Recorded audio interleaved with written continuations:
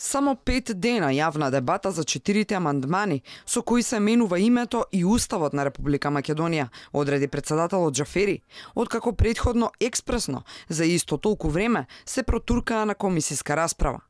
За поранишниот председател на собранието ова е недозволиво. Само 5 дена за комплетно менување на идентитетот на државата е срамно, рече Велјановски, и го повика Заев да реагира до Џафери. Но Заев не доби збор од собранискиот спикер вчера, а барањето на Велјановски беше одбиено од Џафери. Го немало никош за 5 дена јавна дискусија да се направи. Па не може да се објави во дневните вестници да се направи. Како малку немате обзир за вакви значајни уставни амандмани. Во 2009 година сме го менјали уставот, кај што го смениме со консензус, цензусот за избор на председател, кај што беше 50% на 40%, па имаше тоаш 10 дена јавна дискусија. Јас ова работа не ја вршам дека треба да кажам што можам да направам за ускратување на времето и за тоа што е потребата. Ова се предлага во контекст на тоа што е потребата за уставните измени. Зошто тогаш ние го правиме ова? Нема некаква цел за да му се одземе правата. Откако прво брзо поминаа првиот и вториот за промена на името во Северна Македонија и елиминацијата на манифестото даснон во преамбулата, викендов се протрча и низ третиот и четвртиот.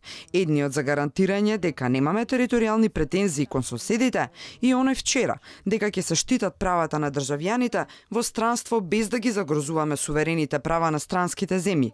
Последниот, особено чувствителен, како што предупредуваат од опозицијата, нема да го промени односот на Грција кон македонскиот народ и покрај тоа што земјава ќе спроведе се што Грција побара со Преспанскиот договор.